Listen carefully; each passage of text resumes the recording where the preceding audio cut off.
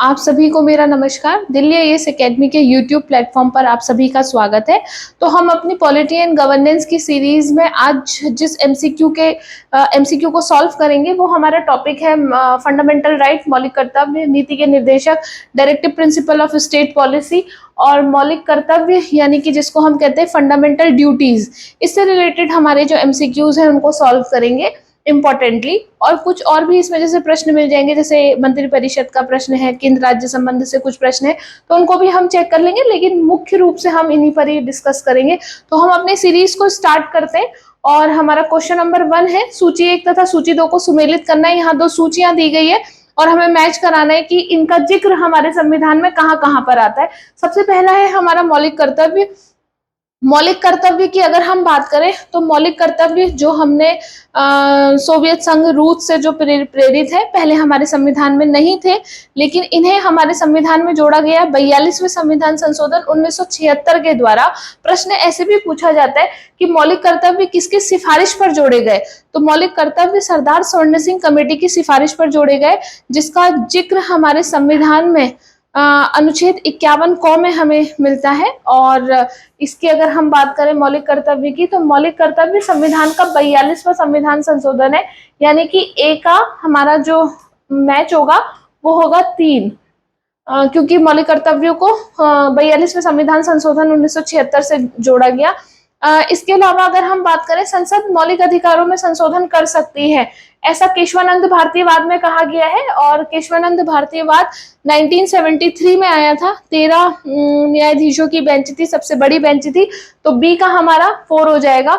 मूल ढांचे का सिद्धांत कि बेसिक कॉन्स्टिट्यूशन किसे कहा जाता है, बेसिक स्ट्रक्चर ऑफ कॉन्स्टिट्यूशन किसे कहा जाता है, इसको बताया मिनर्वा मिल्स केस के द्वारा। तो ये है हमारा सी का हमारा 1 हो जाएगा।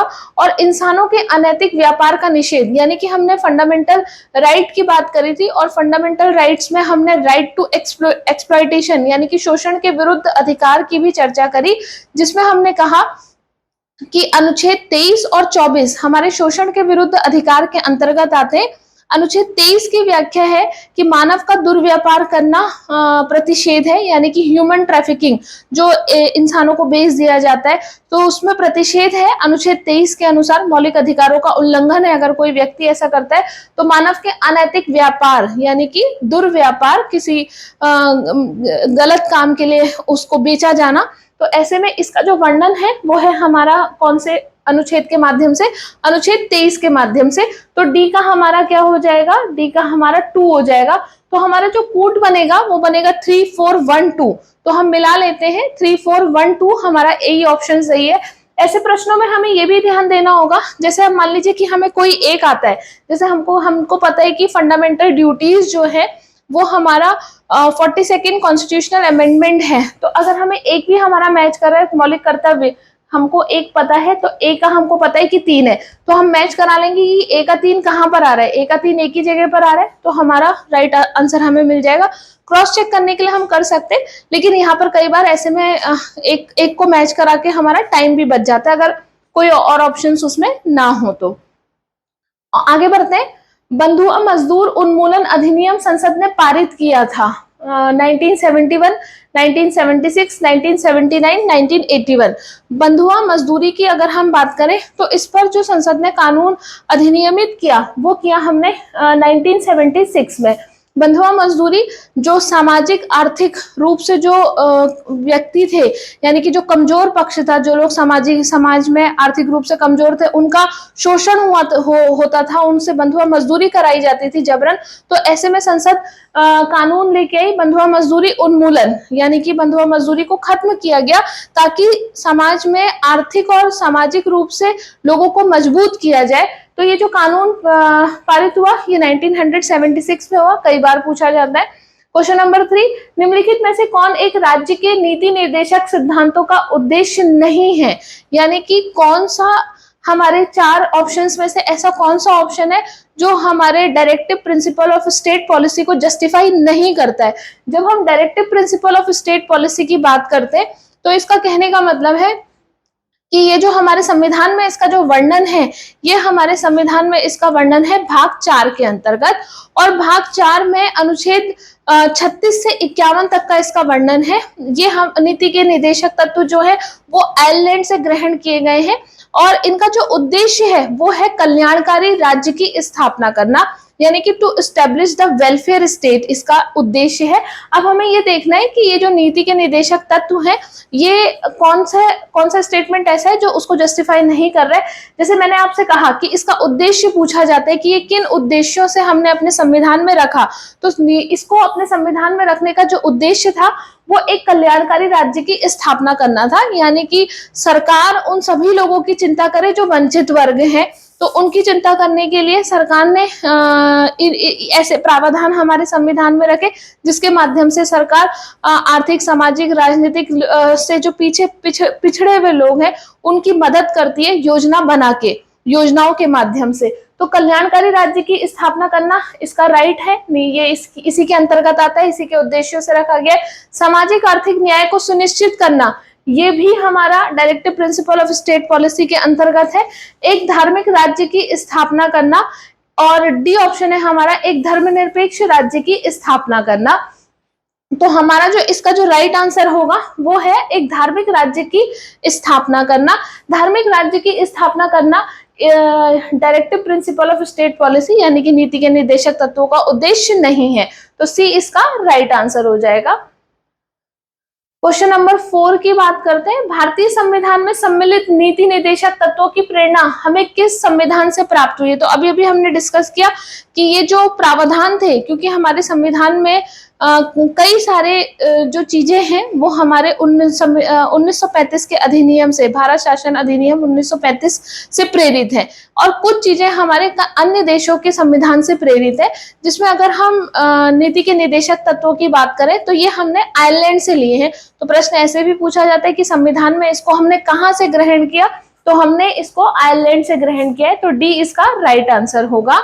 क्वेश्चन नंबर 5, नीति निर्देशक सिद्धांत हैं वाद योग्य नहीं, और मौलिक अधिकार, और कोई नहीं। तो जब भी हम अपने संविधान में बात करें कि हमारे संविधान में ऐसी कौन सी चीज है जो फोर्सेबल बाय लॉ है, यानी कि अगर छीने जाने पर, कम किए जाने पर हम कोर्ट की शरण ले सकते हैं, न्यायालय की शरण ले सकते हैं, तो केवल हमारे संविधान में जो मौलिक अधिकार हैं वो ही वाद योग्य है, यानी नहीं मिलने पर, कम किए जाने पर, छीने जाने पर जो भारत के जो नागरिक हैं वो कहाँ जा सकते हैं, न्यायालय जा सकते हैं।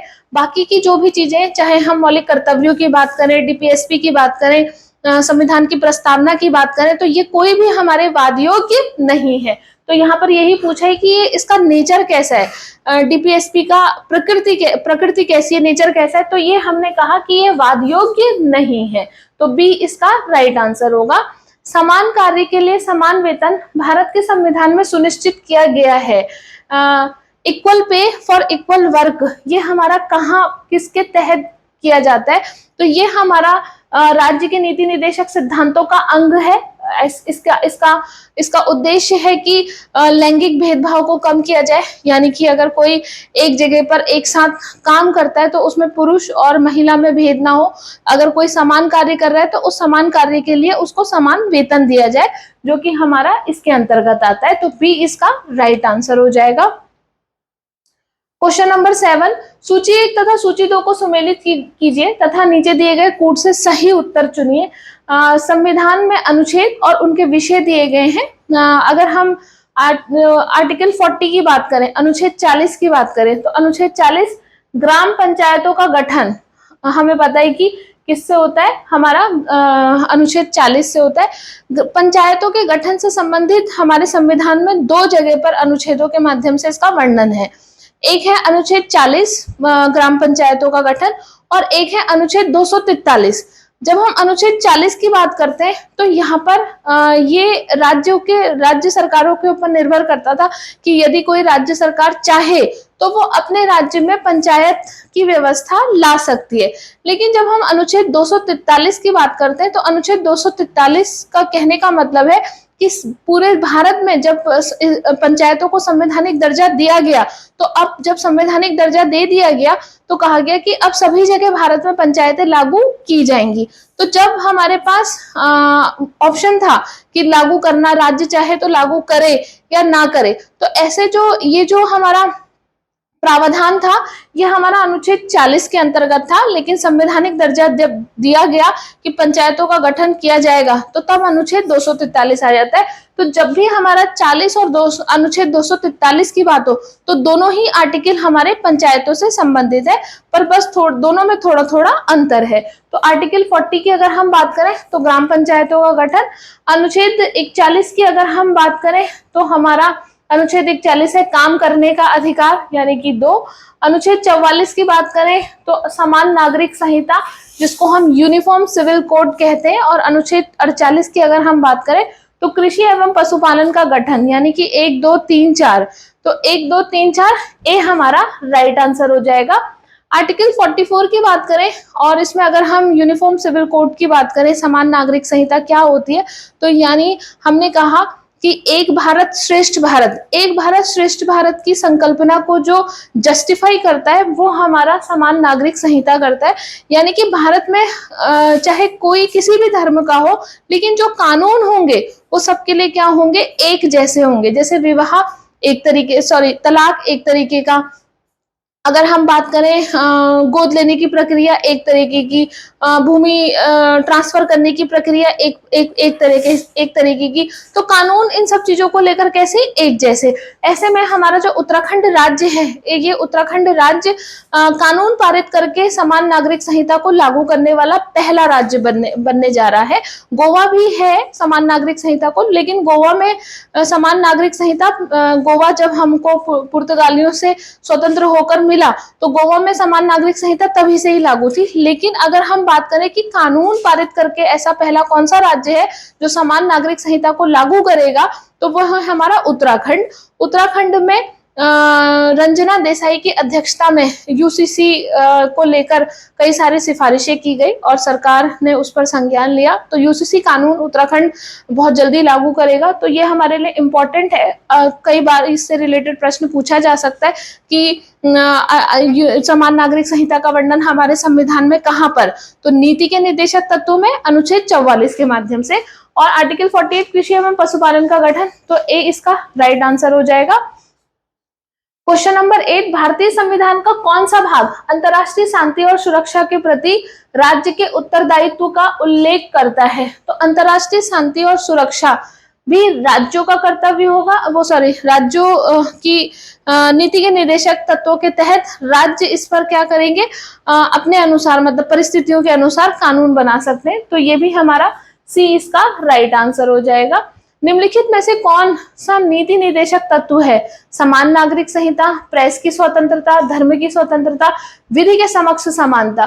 तो हमने अभी अभी डिस्कस किया कि आर्टिकल 44 यूनिफॉर्म सिविल कोड को जस्टिफाई करता है और ये इसका वर्णन हमारे डीपीएसपी के अंतर्गत आता है। तो ये एक नीति के निर्देशक सिद्धांत का तत्व है। प्रेस की स्वतंत्रता की अगर हम बात करें तो इसका वर्णन आर्टिकल 19 में है और आर्टिकल 19 हमारा मौलिक कर्तव्यों के अंतर्गत है। धर्म की स्वतंत्रता की बात करें तो आर्टिकल 25 ये भी हमारा मौलिक कर्तव्यों के अंतर्गत है। और विधि के समक्ष समानता आर्टिकल 14 की हम बात करें तो ये भी हमारा मौलिक कर्तव्यों के अंतर्गत है। तो बाकी जो है हमारे वो मौलिक कर्तव्य नहीं, मौलिक अधिकार, प्रेस की स्वतंत्रता भी मौलिक अधिकार, धर्म की स्वतंत्रता भी मौलिक अधिकार, विधि के समक्ष समानता भी हमारा मौलिक अधिकार है। तो बाकी के जो 3 हैं ये हमारे क्या है, मौलिक अधिकार हैं। और समान नागरिक संहिता हमारा नीति निर्देशक तत्व है। क्वेश्चन नंबर 10 की बात करते हैं। निम्नलिखित में से किसकी संस्तुति पर भारतीय संविधान में मूल कर्तव्य शामिल किया गया? यानी कि वो व्यक्ति कौन था जिसके रिकमेंडेशन पर मौलिक कर्तव्यों को 42वें संविधान संशोधन 1976 के द्वारा जोड़ा गया? तो सरदार स्वर्ण सिंह समिति की सिफारिश पर इन्हें जोड़ा गया था। तो इसका जो राइट आंसर होगा वो सी होगा। भारतीय संविधान के किस अनुच्छेद में 42वें संविधान संशोधन विधेयक द्वारा मूल कर्तव्यों को शामिल किया गया? तो कौन से अनुच्छेद में कहा जा रहा है?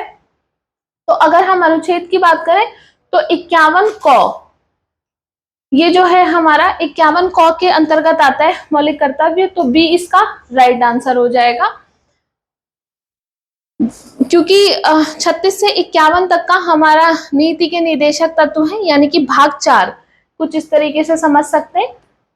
अगर हम भाग 4 की बात करें तो भाग 4 में आर्टिकल 36 टू 51 तक आते हैं और इसके अंतर्गत हमारा डीपीएसपी आता है। और भाग 4 क, ये हमारा 4 क जो है ये संवैधानिक संशोधन के द्वारा जोड़ा गया है और 4 क में आर्टिकल 51A आता है और इसमें हमारी फंडामेंटल ड्यूटीज है। तो फंडामेंटल ड्यूटीज का वर्णन हमारी 51A के तहत। भारतीय संविधान के अंतर्गत निम्नलिखित में से कौन सा मौलिक कर्तव्य नहीं है? तो बताना है कि कौन सा मौलिक कर्तव्य नहीं है। आम चुनाव में मतदान, वैज्ञानिक दृष्टिकोण की भावना का विकास, सार्वजनिक संपत्ति की सुरक्षा, संविधान का पालन तथा इसके आदर्शों का सम्मान। अगर हम आम चुनाव में मतदान की बात करें तो ये हमारा कैसा अधिकार है? ये एक विधिक अधिकार है, ये हमारा मौलिक कर्तव्य नहीं है। तो ए हमारा राइट आंसर हो जाएगा। एक नागरिक के मूल कर्तव्यों में निम्न में से कौन सा कर्तव्य सम्मिलित नहीं है? फिर से वही बताना है कि फंडामेंटल ड्यूटी कौन सी नहीं है। प्राकृतिक पर्यावरण की रक्षा और उसका संवर्धन, प्राकृतिक पर्यावरण को बचाना, उसको संवर्धित करना नागरिकों का मौलिक कर्तव्य है। स्वतंत्रता के लिए हमारे राष्ट्रीय आंदोलन को प्रेरित करने वाले उच्च आदर्शों को संजोए रखना और उनका पालन करना, ये भी हमारा मौलिक कर्तव्य है। संविधान के द्वारा नागरिकों को 11 मौलिक कर्तव्य दिए गए हैं और उसमें से एक इम्पॉर्टेंट मौलिक कर्तव्य ये है कि जो हमारे राष्ट्रीय आंदोलन को प्रेरित करने वाली जो चीजें हैं, जैसे हमने कहा कि 15 अगस्त है, 26 जनवरी है, ये हमारे राष्ट्रीय पर्व हैं। अगर हम इन्हें मनाएंगे नहीं या फिर इस पर हम संज्ञान नहीं लेंगे तो आने वाली जो पीढ़ी है उसको भारत के इतिहास का पता नहीं चलेगा। तो ये हमारा कर्तव्य है कि हम इन सब चीजों को आत्मसात करें और आने वाली जनरेशन टू जनरेशन हम इसको बताएं कि भारत का इतिहास इस तरीके से रहा। तो ये भी हमारा क्या है? मौलिक कर्तव्य है। अस्पृश्यता मिटाने का प्रयास, अनुच्छेद 17 के अंतर्गत इसका वर्णन है, आर्टिकल 17 के अंतर्गत आता है और हमें पता है कि आर्टिकल 17 हमारा एक तरीके का क्या है? फंडामेंटल राइट है। तो हमने प्रश्न यही पूछा गया है कि कौन सा कर्तव्य नहीं है, तो यही हमारा मौलिक कर्तव्य नहीं है, ये मौलिक अधिकार है। वैज्ञानिक दृष्टिकोण, मानववाद और ज्ञानार्जन तथा सुधार की भावना का विकास करना, ये भी नागरिकों का मौलिक कर्तव्य है। कि जो अंधविश्वास जैसी चीजें हैं, सामाजिक जो बुराइयां हैं, जैसे हमने कहा कि सती प्रथा और बाल विवाह, तो इस पर कानून बने तो हमारा आज भी नागरिकों का ये मौलिक कर्तव्य है, फंडामेंटल ड्यूटी है कि वो लॉजिक की बात करें और वैज्ञानिक दृष्टिकोण अपनाते हुए सभी के आगे बढ़ने की बात करें। तो डी भी हमारा क्या है? मौलिक कर्तव्य है। अस्पृश्यता मिटाने का अंत हमारा मौलिक अधिकार है। तो सी इसका राइट आंसर हो जाएगा। भारत के प्रत्येक नागरिकों का कर्तव्य होगा प्राकृतिक पर्यावरण का संरक्षण एवं सुधार, किसमें वर्णित है? तो ये हमारा 48 के अंतर्गत, कर्तव्य की बात कर रहा है। कर्तव्य कौन सा कर्तव्य होगा? ये नीति के निर्देशक सिद्धांतों के अंतर्गत भी आता है। और मौलिक कर्तव्य की बात करें तो 51 के अंतर्गत जो हमारे मौलिक कर्तव्य दिए गए हैं उसमें मिलेगा हमें, क्योंकि कर्तव्य लिखा है तो 51A के तहत आएगा। क्वेश्चन नंबर 51 की बात करते हैं। निम्नलिखित में से कौन एक गलत है? हमें बताना है कि कौन सा करेक्ट स्टेटमेंट नहीं है। मूल कर्तव्य मौलिक अधिकारों का हिस्सा है। यह कर्तव्य मौलिक अधिकारों का भाग नहीं, मूल कर्तव्य मौलिक अधिकारों का भाग नहीं। भारतीय संविधान के भाग 4 होगा, ये भाग 4 क में मौलिक कर्तव्य गिनाए गए हैं।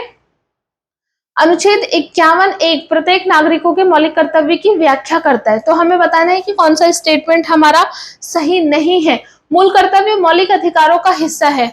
मौलिक कर्तव्य और मौलिक अधिकार दोनों अलग अलग चीजें हैं। मौलिक अधिकार हमारे वाद योग्य हैं, नहीं मिलने पर, छीने जाने पर न्यायालय की शरण ली जा सकती है। लेकिन मौलिक कर्तव्य ऐसा नहीं है कि कोई नागरिकों को 11 मौलिक कर्तव्य दिए गए हैं, कोई अगर उन्हें फॉलो अप नहीं करता है तो उसके लिए कोई ऐसे रिस्ट्रिक्शंस नहीं है। तो ऐसे में ये दोनों बहुत अलग अलग बातें हैं। तो ए इसका राइट आंसर होगा। क्वेश्चन नंबर 16, निम्नलिखित युग्मों में से कौन एक सुमेलित नहीं है? हमें बताना है कि कौन सा करेक्टली मैच नहीं है।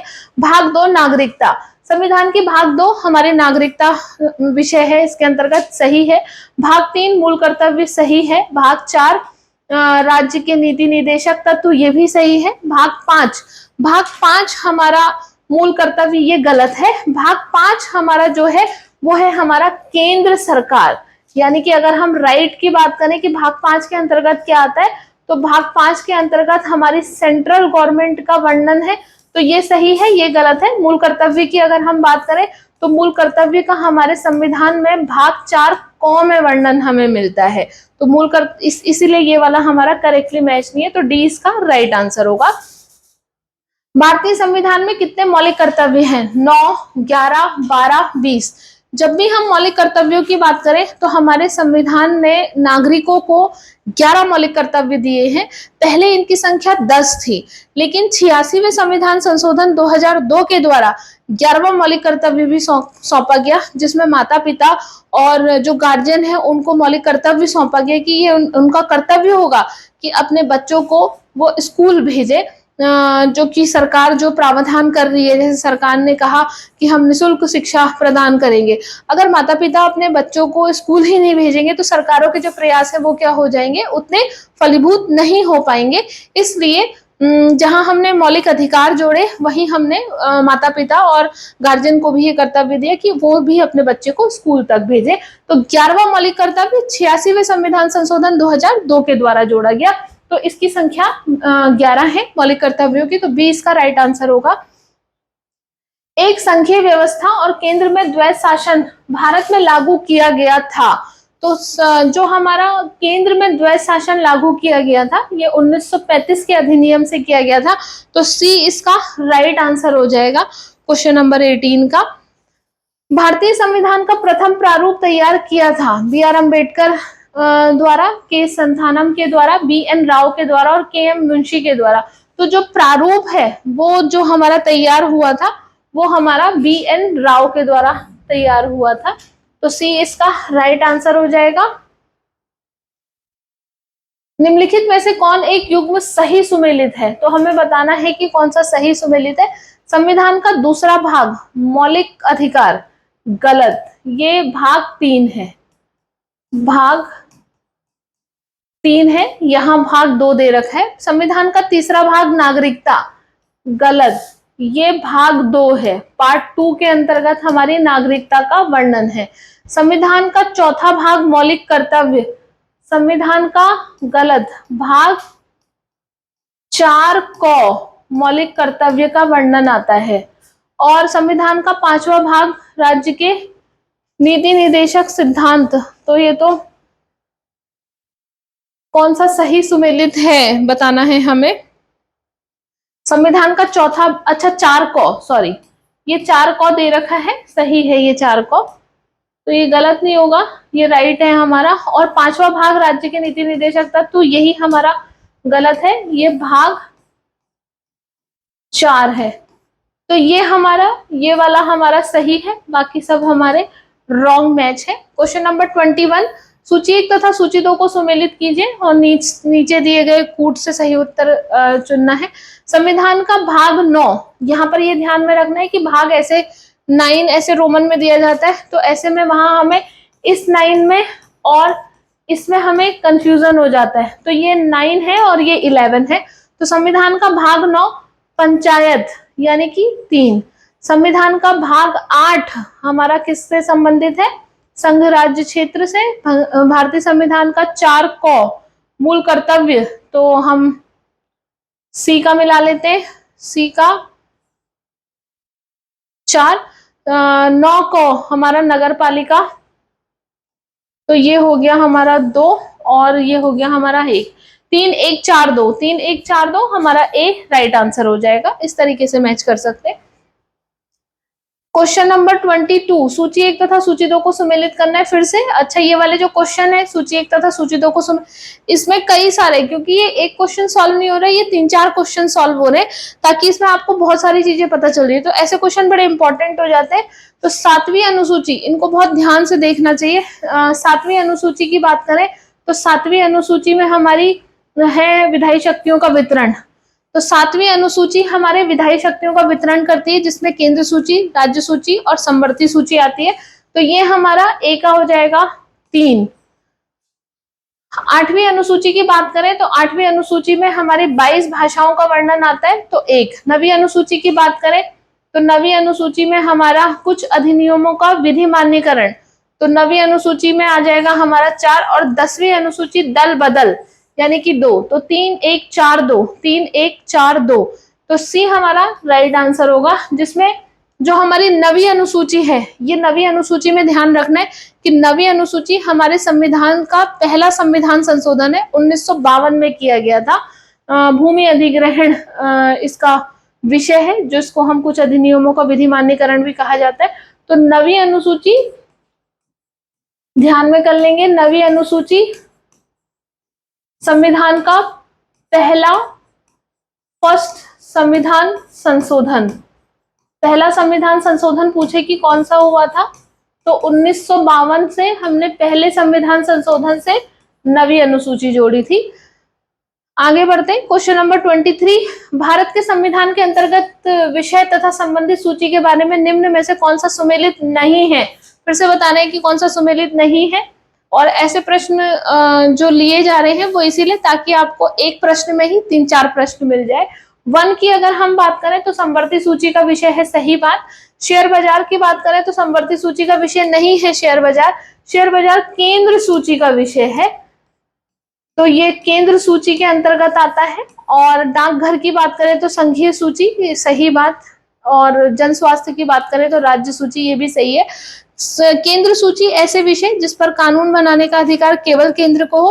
राज्य सूची के अंतर्गत वो विषय होते हैं जिस पर कानून बनाने का अधिकार केवल राज्य को होता है।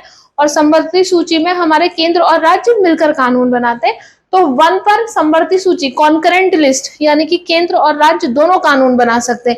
लेकिन जहां हम बात करें शेयर बाजार की, तो ये हमारा संघीय सूची का विषय है, केंद्र सूची का विषय है। कानून बनाने का अधिकार केवल और केवल केंद्र सरकार को। भारत में केंद्र राज्य संबंध प्रभावित होते हैं संविधान के प्रावधानों से, नियोजन की प्रक्रिया से, राजनीतिक हितों के अंतर्विरोध से, हुक्म चलाने की इच्छा की प्रबलता से। तो संघीय व्यवस्था से ये प्रश्न है और इन चारों से ही हमारे केंद्र राज्य संबंध प्रभावित होते हैं। तो 1 2 3 4 इसका राइट आंसर हो जाएगा। भारत के संविधान के अंतर्गत आर्थिक योजना विषय है राज्य सूची का, संघ सूची का, समवर्ती सूची का। और अगर हम बात करें कि किसी सूची में निर्दिष्ट नहीं है तो इसका राइट आंसर हो जाएगा संविधान के अंतर्गत आर्थिक योजना हमारा समवर्ती सूची का विषय है, तो इसका सी राइट आंसर होगा। निम्न में से किस एक की सिफारिशों के आधार पर संघ एवं राज्य के बीच वित्तीय विवरण होता है। तो किसकी सिफारिश पर कहा जा रहा है कि किसकी सिफारिश पर हमारे वित्तीय जो वित्तीय वितरण है, मतलब जो डिस्ट्रीब्यूशन है वो होता है। तो इसका राइट आंसर होगा वित्त आयोग, जिसका अनुच्छेद होता है हमारा अनुच्छेद 280 के तहत वित्त आयोग का प्रावधान है। और यही सिफारिश करता है जो केंद्र और राज्यों के केंद्र जो राज्यों को जो पैसा देता है, तो उसकी सिफारिशें इसी के आधार पर, इन्हीं के आधार पर ही, इन्हीं के सिफारिशों के आधार पर। क्वेश्चन नंबर 27, निम्न में से कौन संविधानेतर संस्था है। ऐसी संस्था जो संविधानेतर है, अगर हम नीति आयोग की बात करें तो नीति आयोग हमारी संविधानेतर संस्था है, तो सी इसका राइट आंसर हो जाएगा। मंत्रिपरिषद सामूहिक रूप से किसके प्रति उत्तरदायी है। प्रधानमंत्री, राष्ट्रपति, राज्यसभा, लोकसभा। मंत्रिपरिषद सामूहिक रूप से लोकसभा के प्रति उत्तरदायी होता है और डी इसका राइट आंसर होगा। और इसका कंसेप्ट आप लोग बहुत अच्छे से जान भी रहे होंगे। और अगर जो लोग नहीं जान रहे तो जहां पर कहीं पर ऐसा चांस होगा कि हम इसकी क्लास करें तो उस क्लास में हम बहुत अच्छे से इस चीज को समझ लेंगे, क्योंकि कंसेप्ट भी समझना बहुत जरूरी होता है। मंत्रिपरिषद सामूहिक रूप से हमारा लोकसभा के प्रति उत्तरदायी है। संसद के दोनों सदनों की संयुक्त बैठक की अध्यक्षता कौन करता है। संयुक्त बैठक, जिसका वर्णन संविधान के अनुच्छेद 108 के तहत है। जब भी हमारे जो साधारण विधेयक के जो भी विषय होते हैं उस पर राष्ट्रपति चाहे तो संयुक्त बैठक बुला सकते हैं। लेकिन जब संयुक्त बैठक होगी तो लोकसभा और राज्यसभा दोनों उसमें एक साथ बैठक करेंगे। तो प्रश्न पूछ रहा है कि अध्यक्षता कौन करेगा उस समय पर, लोकसभा का अध्यक्ष की राज्यसभा के जो चेयरपर्सन होते हैं वो। तो संयुक्त बैठक बुलाने का काम राष्ट्रपति करते हैं आर्टिकल 108 के तहत। और जब भी अध्यक्षता की बात आएगी तो इसकी जो अध्यक्षता होती है वो लोकसभा के अध्यक्ष द्वारा की जाती है। तो डी इसका राइट आंसर होगा। उत्तराखंड से लोकसभा के कितने सदस्य निर्वाचित होते हैं? तो हमारे राज्य उत्तराखंड से लोकसभा के 5 सदस्य निर्वाचित होते हैं, यानी कि उत्तराखंड में पूरे भारत में लोकसभा की 543 सीटें हैं। इस 543 सीटों में से 5 लोग हमारे उत्तराखंड राज्य से प्रतिनिधित्व करते हैं, जिसमें हमारा जो सीटें हैं वो गढ़वाल की 3 है, यानी कि पौड़ी सीट, टिहरी सीट और इसके अलावा हरिद्वार सीट। और कुमाऊं की बात करें तो नैनीताल और अल्मोड़ा 2 सीटें हैं, जिसमें से कि अल्मोड़ा सीट हमारी अनुसूचित जाति के लिए आरक्षित है। तो हमारे राज्य उत्तराखंड से 5 सीटों की लोकसभा है। और अगर हम बात करें कि सर्वाधिक लोकसभा सीटों वाला राज्य कौन सा है, तो सर्वाधिक लोकसभा सीटों वाला राज्य है हमारा कौन सा? उत्तर प्रदेश। और सबसे कम सीटों वाला जो राज्य है लोकसभा, इसका आंसर आप लोग करेंगे कि देश में ऐसे कौन सा राज्य है जहां पर लोकसभा की सीटें कम है। प्रीवियस वीडियो में इस क्वेश्चन को हमने डिस्कस किया था, तो आप लोग प्लीज आंसर करके बताइएगा कि ऐसा कौन सा राज्य है जहां पर लोकसभा की सबसे कम सीटें हैं। इसी के साथ ये जो हमारा क्वेश्चन सीरीज था ये पूरा हो गया है। थैंक यू सो मच आज की क्लास के लिए। नेक्स्ट टॉपिक के एमसीक्यू बहुत जल्दी आप लोगों के लिए लाए जाएंगे। Thank you.